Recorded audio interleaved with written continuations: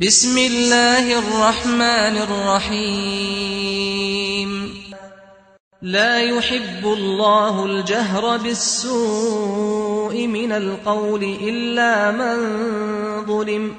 وكان الله سميعا عليما إن تبدوا خيرا أو تخفوه أو تعفو عن سوء فإن الله كان عفوا قديرا إن الذين يكفرون بالله ورسله ويريدون أن يفرقوا بين الله ورسله ويقولون نؤمن ببعض ونكفر ببعض ويريدون أن يتخذوا بين ذلك سبيلا أولئك هم الكافرون حقا وأعتدنا للكافرين عذابا مهينا والذين آمنوا بالله ورسله ولم يفرقوا بين أحد منهم أولئك سوف يؤتيهم أجورهم وكان الله غفورا رحيما يسألك أهل الكتاب أن تنزل عليهم كتابا من السماء فقد سألوا موسى أكبر من ذلك فقالوا أرنا الله جهرة فأخذتهم الصاعقة بظلمهم ثم اتخذوا العجل من بعد ما جاءتهم البينات فعفونا عن ذلك وآتينا موسى سلطانا مبينا ورفعنا فوقهم الطور بميثاقهم وقلنا لهم ادخلوا الباب سجدا وقلنا لهم لا تعدوا في السبت وأخذنا منهم ميثاقا غليظا فبما نقضهم ميثاقهم وكفرهم بآيات الله وقتلهم الأنبياء بغير حق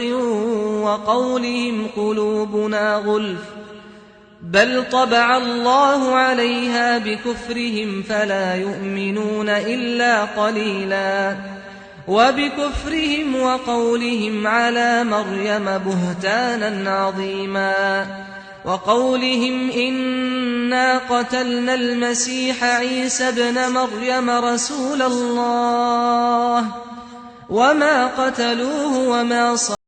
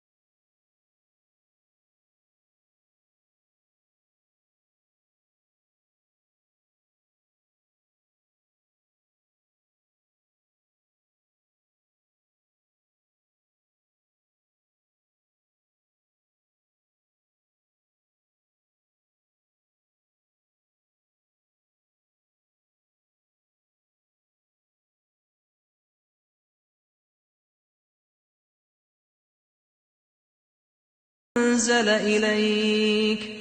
أنزله بعلمه والملائكة يشهدون وكفى بالله شهيدا إن الذين كفروا وصدوا عن سبيل الله قد ضلوا ضلالا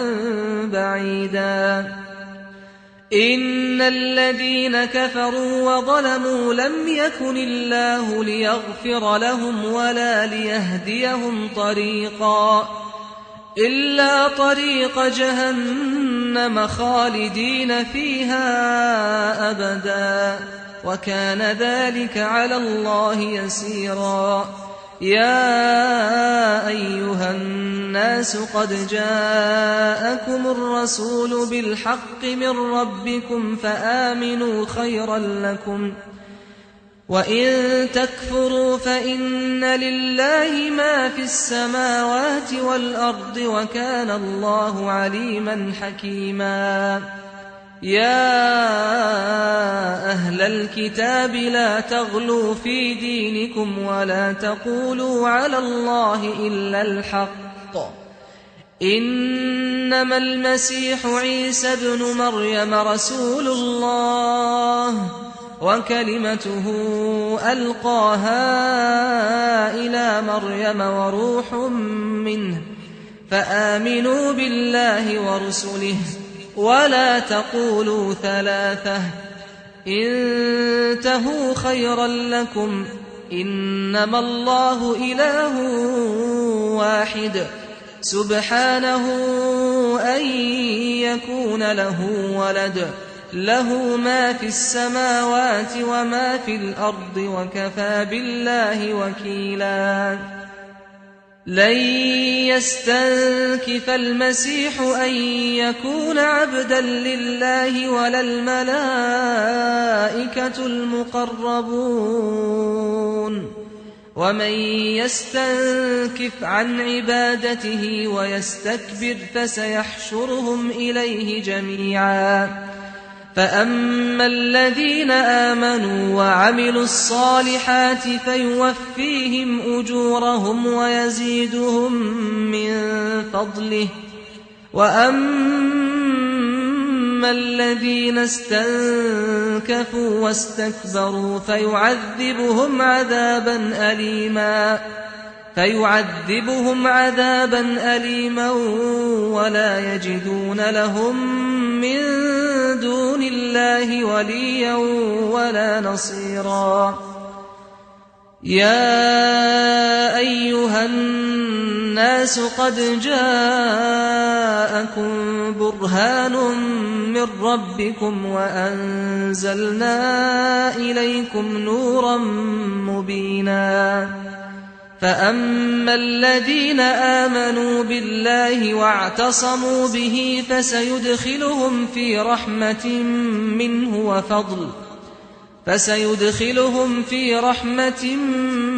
منه وفضل ويهديهم إليه صراطا مستقيما يستفتونك قل الله يفتيكم في الكلالة إن امرؤ هلك ليس له ولد وله أخت فلها نصف ما ترك وهو يرثها إن لم يكن لها ولد فإن كانت اثنتين فلهما الثلثان مما ترك وإن كانوا إخوة رجالا ونساء فللذكر مثل حظ الأنثيين يبين الله لكم أن تضلوا والله بكل شيء عليم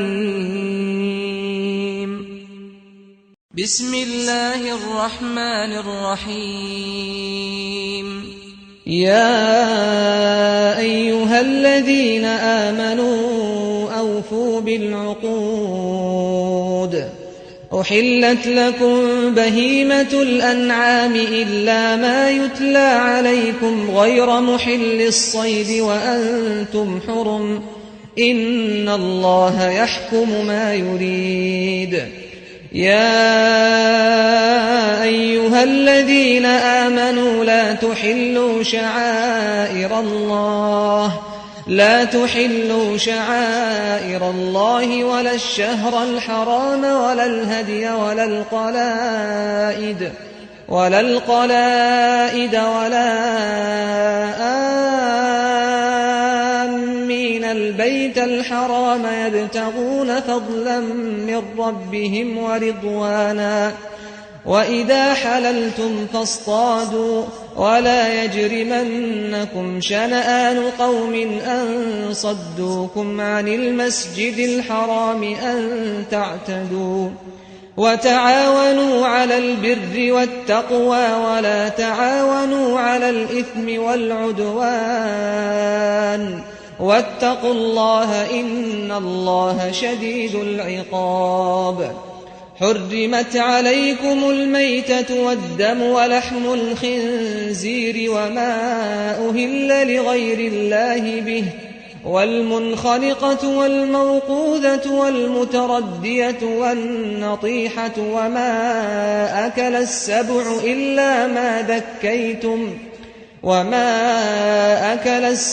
إلا ما ذكيتم وما ذبح على النصب وأن تستقسموا بالأزلام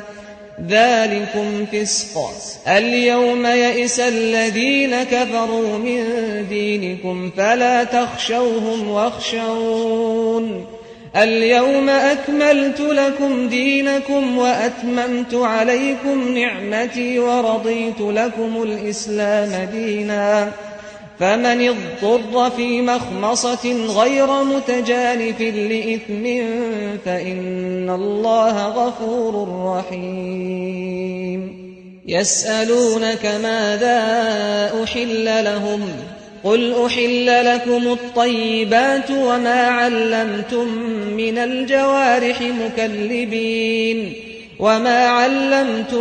من الجوارح مكلبين تعلمونهن مما علمكم الله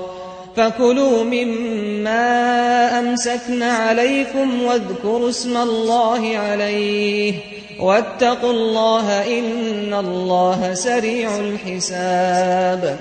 اليوم أحل لكم الطيبات وطعام الذين أوتوا الكتاب حل لكم وطعامكم حل لهم والمحصنات من المؤمنات والمحصنات من الذين أوتوا الكتاب من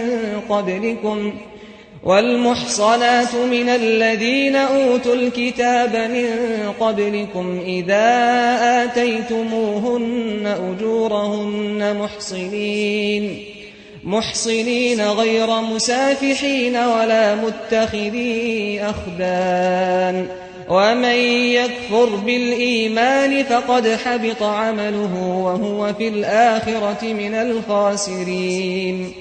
يا أيها الذين آمنوا إذا قمتم إلى الصلاة فاغسلوا وجوهكم وأيديكم إلى المرافق وامسحوا برؤوسكم وأرجلكم إلى الكعبين وإن كنتم جنبا فاطهروا وإن كنتم مرضى أو على سفر أو جاء أحد منكم من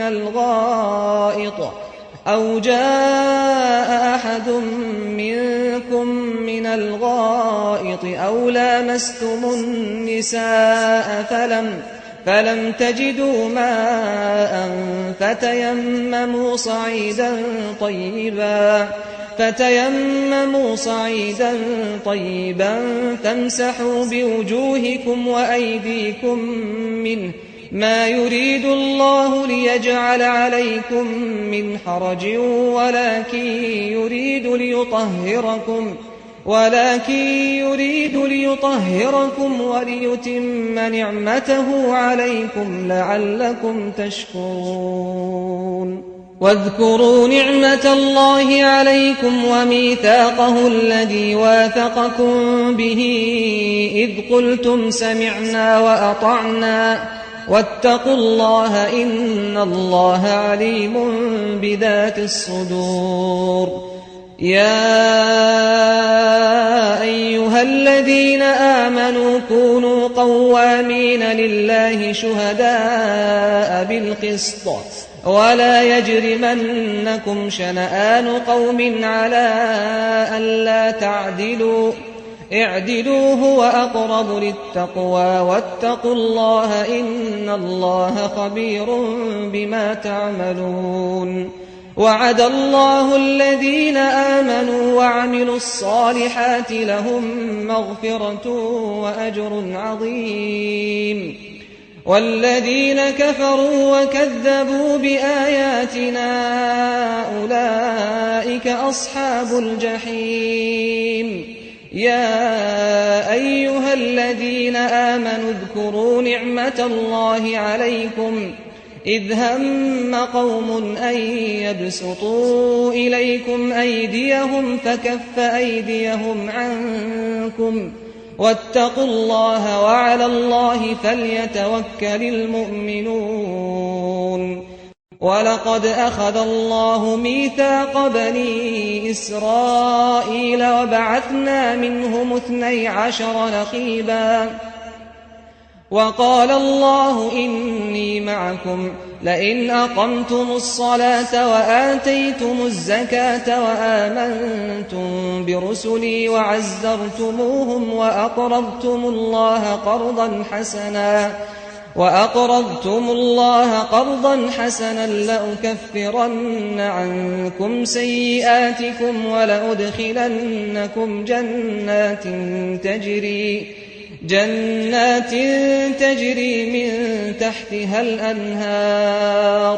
فمن كفر بعد ذلك منكم فقد ضل سواء السبيل. فبما نقضهم ميثاقهم لعناهم وجعلنا قلوبهم قاسية يحرفون الكلم عن مواضعه ونسوا حظا مما ذكروا به ولا تزال تطلع على خائنة منهم إلا قليلا منهم فاعف عنهم واصفح إن الله يحب المحسنين. ومن الذين قالوا إنا نصارى أخذنا ميثاقهم فنسوا حظا مما ذكروا به فأغرينا بينهم العداوة والبغضاء إلى يوم القيامة وسوف ينبئهم الله بما كانوا يصنعون. يا أهل الكتاب قد جاءكم رسولنا يبين لكم كثيرا مما كنتم تخفون من الكتاب ويعفو عن كثير. قد جاءكم من الله نور وكتاب مبين يهدي به الله من اتبع رضوانه سبل السلام ويخرجهم من الظلمات إلى النور بإذنه ويهديهم إلى صراط مستقيم. لقد كفر الذين قالوا إن الله هو المسيح ابن مريم قل فمن يملك من الله شيئا إن أراد أن يهلك المسيح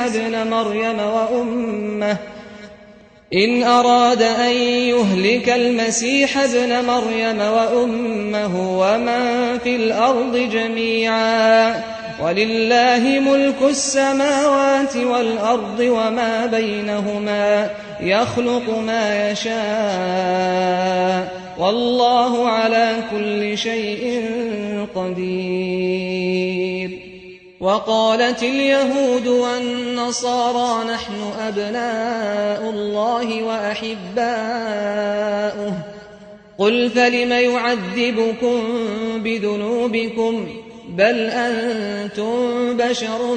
ممن خلق يغفر لمن يشاء ويعذب من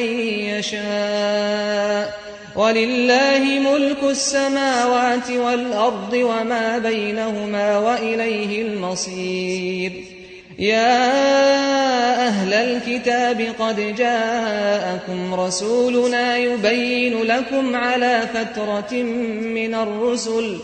أن تقولوا ما جاءنا من بشير ولا نذير فقد جاءكم بشير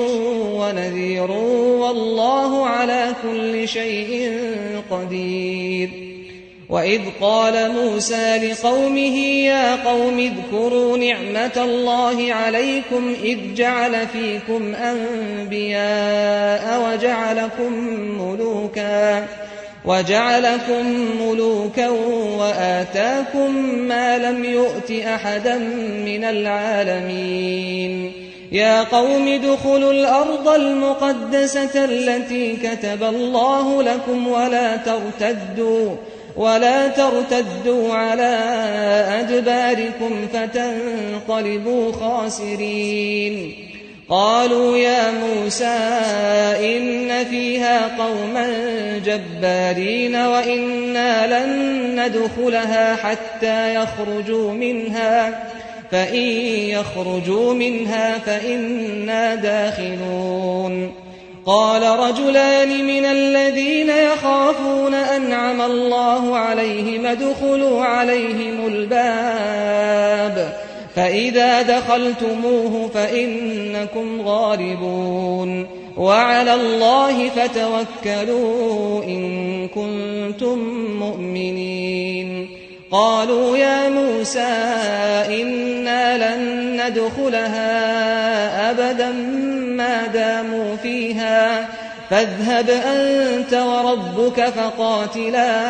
إنا هاهنا قاعدون قال رب إني لا أملك إلا نفسي وأخي فافرق بيننا وبين القوم الفاسقين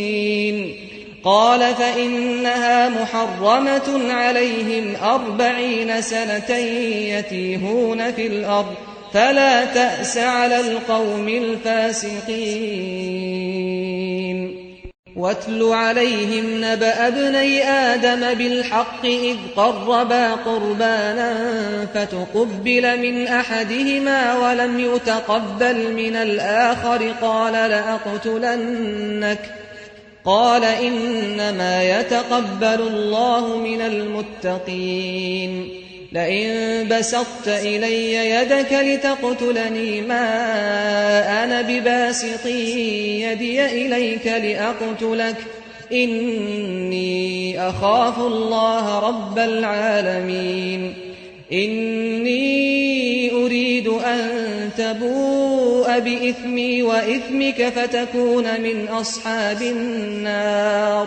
وذلك جزاء الظالمين فطوعت له نفسه قتل أخيه فقتله فأصبح من الخاسرين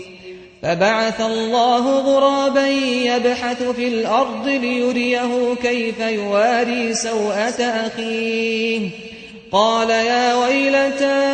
أعجزت أن أكون مثل هذا الغراب فأواري سوءة أخي فأصبح من النادمين من أجل ذلك كتبنا على بني إسرائيل أنه من قتل نفسا بغير نفس أو فساد في الأرض فكأنما قتل الناس جميعا ومن أحياها فكأنما أحيا الناس جميعا ولقد جاءتهم رسلنا بالبينات ثم إن كثيرا منهم بعد ذلك في الأرض لمسرفون إنما جزاء الذين يحاربون الله ورسوله ويسعون في الأرض فسادا أن يقتلوا أو يصلبوا أو تقطع أيديهم وأرجلهم من خلاف أو ينفوا من الأرض ذلك لهم خزي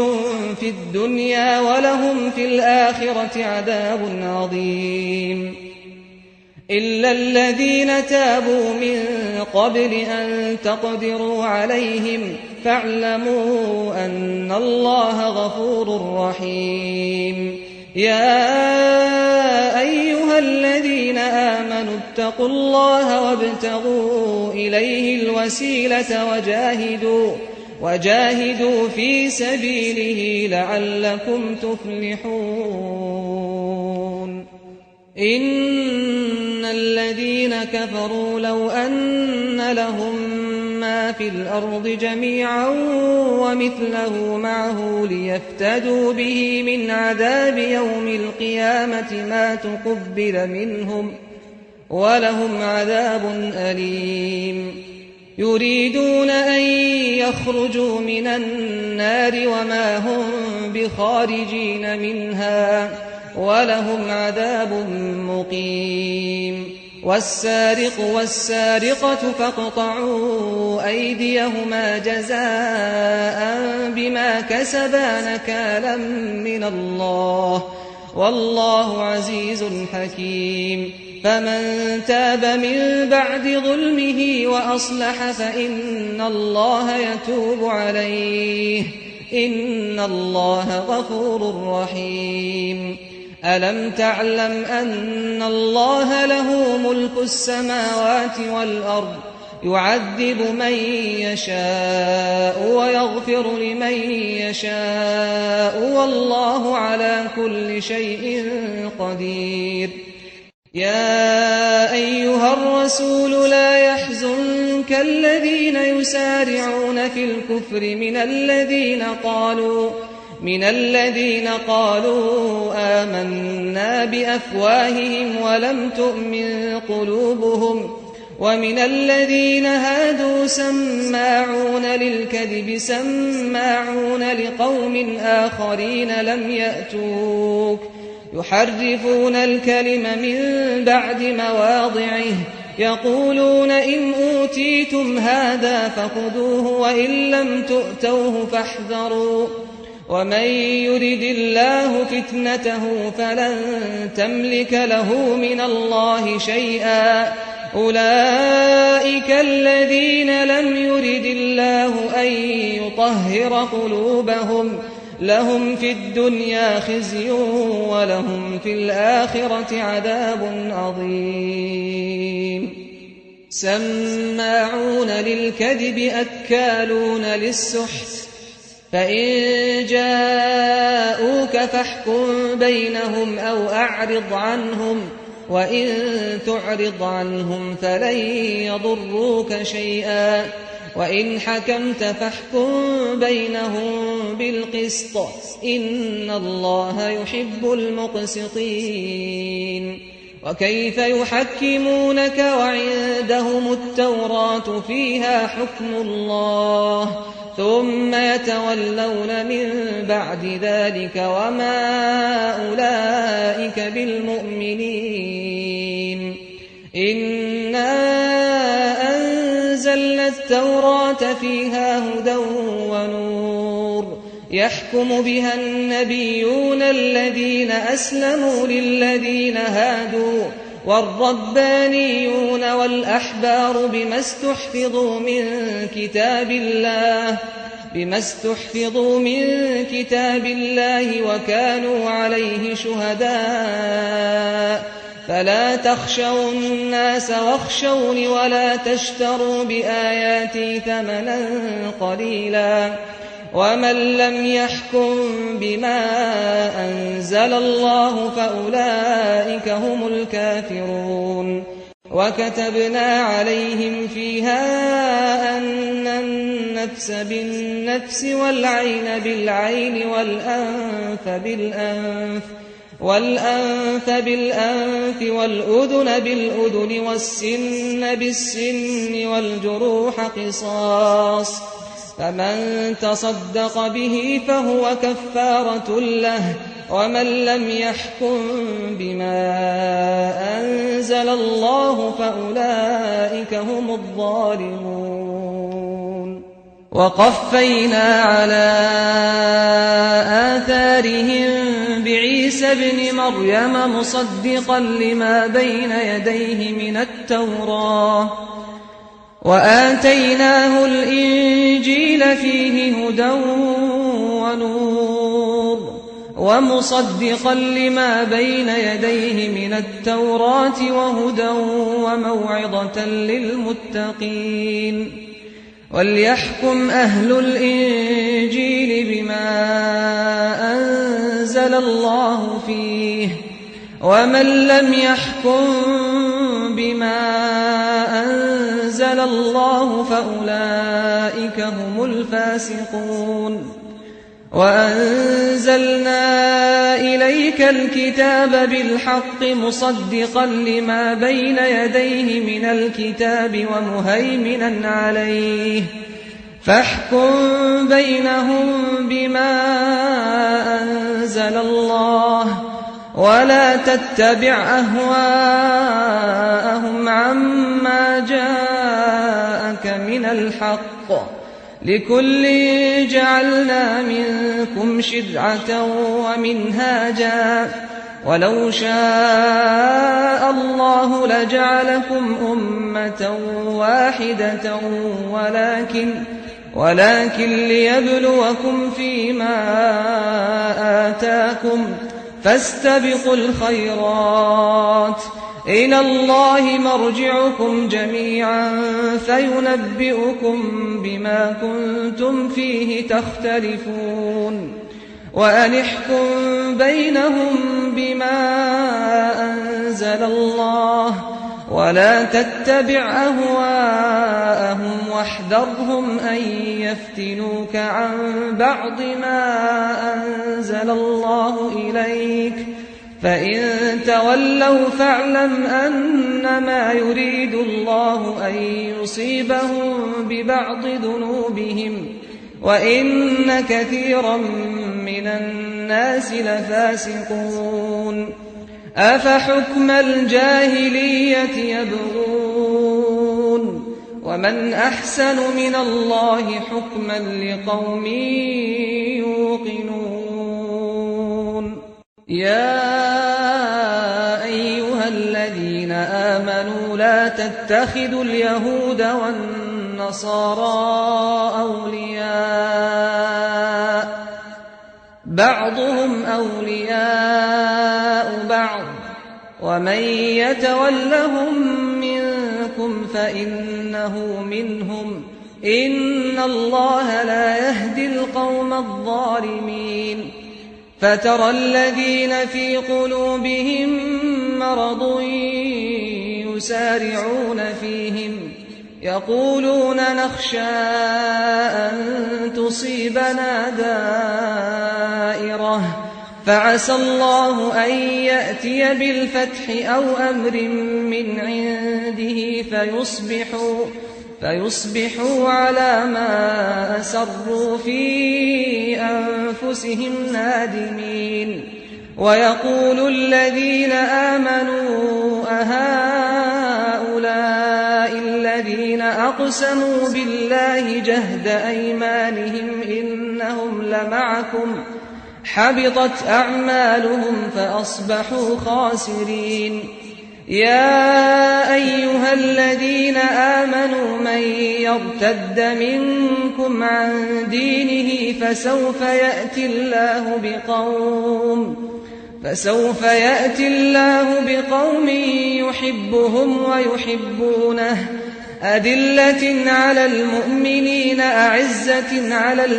الكافرين يجاهدون في سبيل الله ولا يخافون لومة لائم ذلك فضل الله يؤتيه من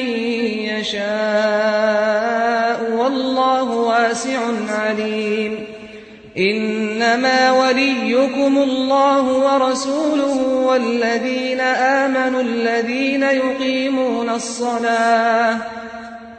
الذين يقيمون الصلاة ويؤتون الزكاة وهم راكعون ومن يتول الله ورسوله والذين آمنوا فإن حزب الله هم الغالبون يا أيها الذين آمنوا لا تتخذوا الذين اتخذوا دينكم هزوا ولعبا من الذين أوتوا الكتاب من قبلكم والكفار أولياء واتقوا الله إن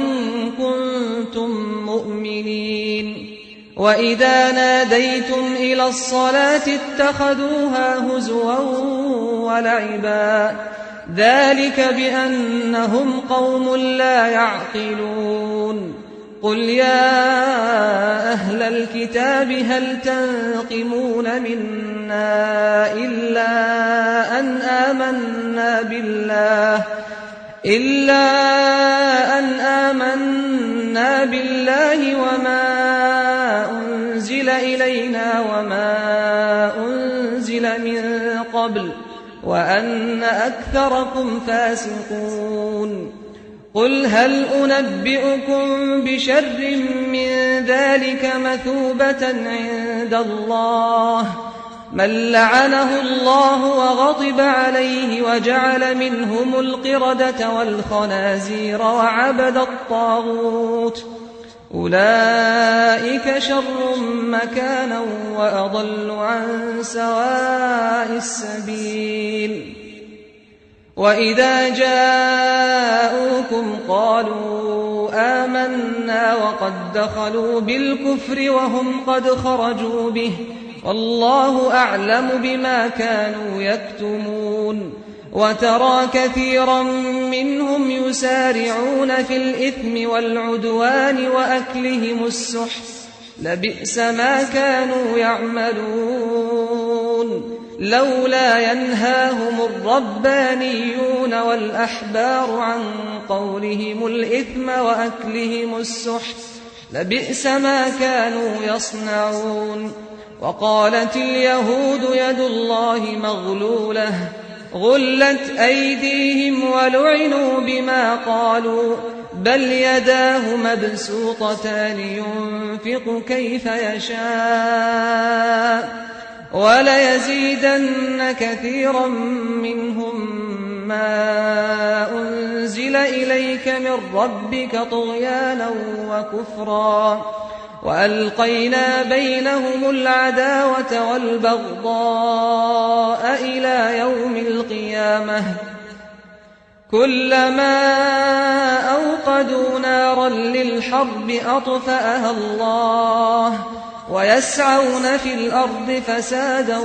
والله لا يحب المفسدين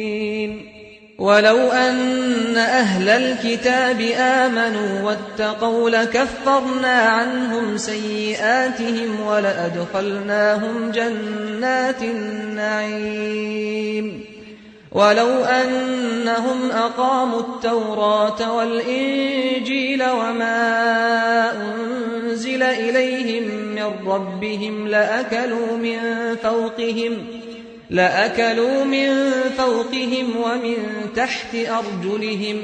منهم أمة مقتصدة وكثير منهم ساء ما يعملون يا أيها الرسول بلغ ما أنزل إليك من ربك وإن لم تفعل فما بلغت رسالته والله يعصمك من الناس إن الله لا يهدي القوم الكافرين قل يا أهل الكتاب لستم على شيء حتى تقيموا التوراة والإنجيل وما أنزل إليكم من ربكم وليزيدن كثيرا منهم ما أنزل إليك من ربك طغيانا وكفرا فلا تأس على القوم الكافرين إن الذين آمنوا والذين هادوا والصابئون والنصارى من آمن بالله واليوم الآخر وعمل صالحا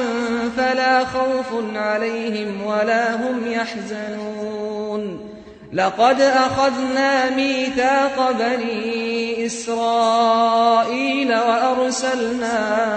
إليهم رسلا كلما جاءهم رسول بما لا تهوى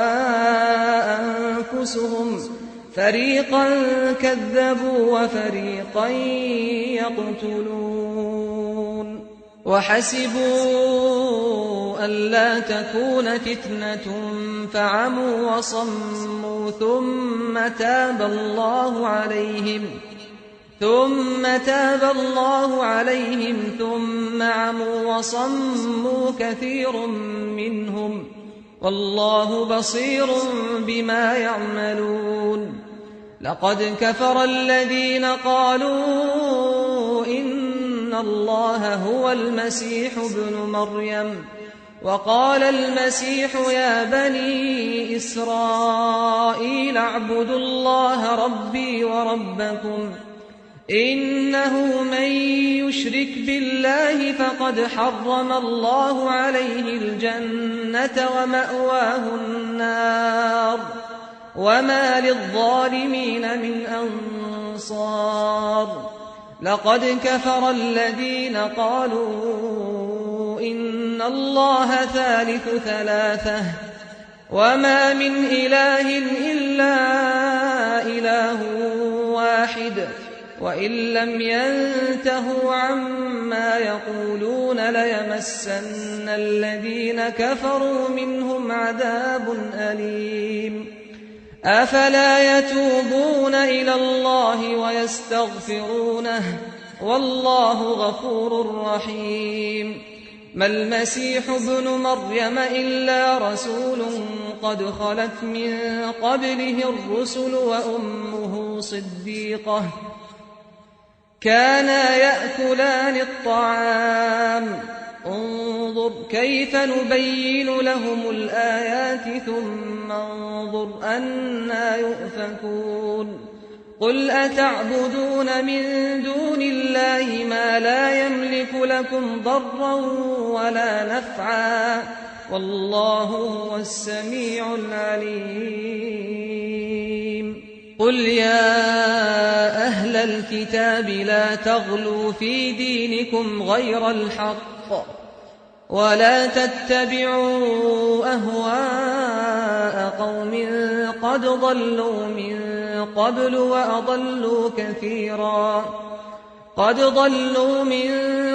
وأضلوا كثيرا وضلوا عن سواء السبيل لعن الذين كفروا من بني إسرائيل على لسان داود وعيسى بن مريم ذلك بما عصوا وكانوا يعتدون كانوا لا يتناهون عن منكر فعلوه لبئس ما كانوا يفعلون ترى كثيرا منهم يتولون الذين كفروا لبئس ما قدمت لهم أنفسهم أن سخط الله عليهم وفي العذاب هم خالدون ولو كانوا يؤمنون بالله والنبي وما أنزل إليه ما اتخذوهم أولياء ولكن كثيرا منهم فاسقون لتجدن أشد الناس عداوة للذين آمنوا اليهود والذين أشركوا ولتجدن أقربهم مودة للذين آمنوا الذين قالوا إنا نصارى ذلك بأن منهم قسيسين ورهبانا